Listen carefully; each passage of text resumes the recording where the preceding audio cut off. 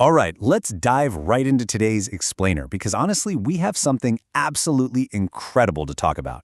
We're going to unpack a real-life story that is going to completely flip the script on how we look at our own personal roadblocks.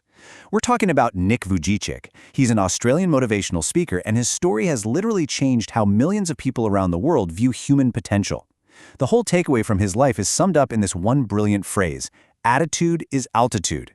And as we go through this, you're going to see exactly why that's not just some, cheesy bumper sticker slogan, but a real, proven blueprint for life. But before we get into the nitty-gritty of his story, I want to throw a question your way. What actually defines your limitations? Really, take a second and think about that. When you say, "I can't do this," or you hit a massive wall in your career or your personal life, what's actually stopping you? Is it your physical reality, the circumstances you were born into, or is it something else entirely? Keep that question rolling around in your head as we walk through this together. To figure that out, we need to go back to where it all started.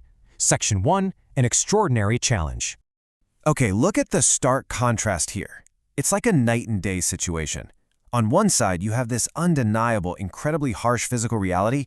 Nick was born without arms and legs because of a super rare medical condition. For most of us, let's be real, that would be the end of the story.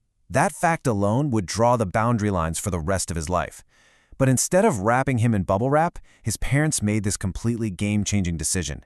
They pushed for his independence from day one. They looked at their son and decided his physical reality was absolutely not going to be his final boundary. And that bold move from his parents brings us right into Section 2, support, struggle, and strength. So how do you even begin to encourage that kind of independence? Well, this is where it gets really innovative. Check out these tools of independence. His dad actually taught him how to swim. Think about how terrifying and brave that must have been. He also taught Nick to type using his small foot. Imagine the patience that took. And his mom? She literally engineered a special device just so he could hold a pen. They weren't sitting around focusing on the limbs he didn't have, they were 100% focused on maximizing the tools he did have. They basically built a roadmap to his independence, step by step. Now, I want to pause for a second because we can't just gloss over the hard stuff. Despite all that amazing support at home, the real world was incredibly tough. His childhood was not a walk in the park. He faced severe bullying, profound loneliness, and some really deep depression. The outside world just wasn't as loving as his parents were. The emotional toll of constantly being targeted and feeling totally isolated, it dragged him to some very dark places.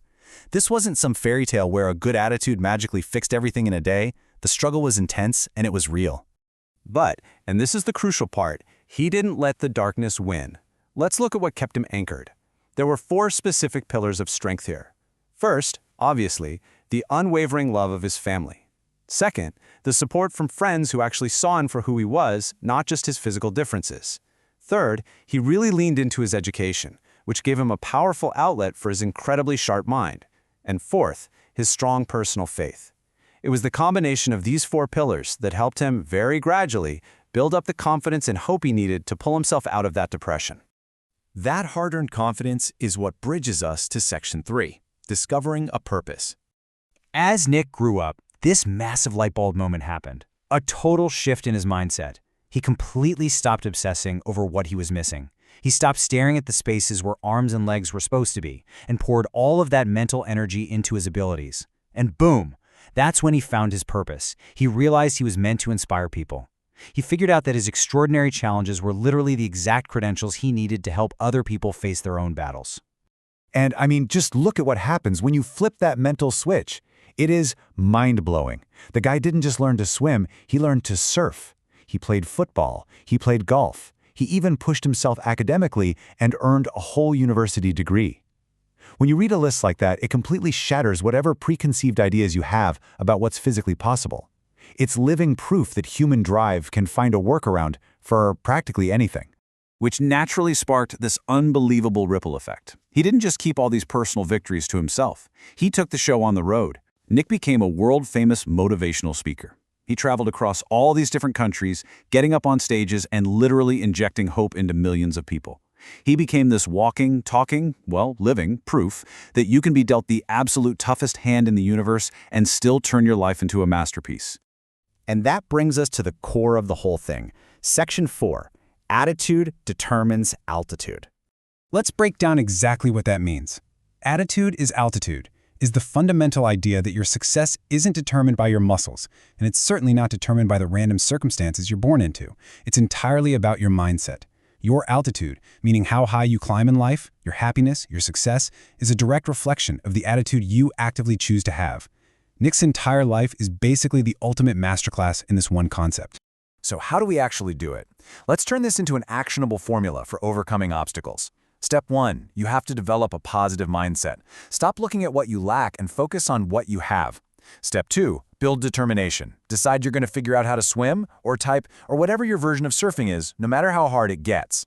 Step 3, grow that self-confidence by leaning on your pillars of strength, your friends, your education. And Step 4, maintain perseverance. You just have to keep pushing through those inevitable rough patches. That's the blueprint right there. Listen, if you take literally nothing else away from this explainer today, please remember this one quote. Your limitations do not define you, your attitude does. Think about it.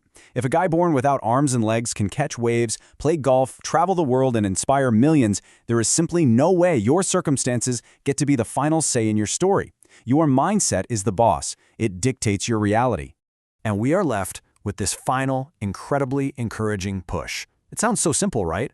But it's tough to do every single day. Believe in yourself. Put in the hard work. Never, ever give up.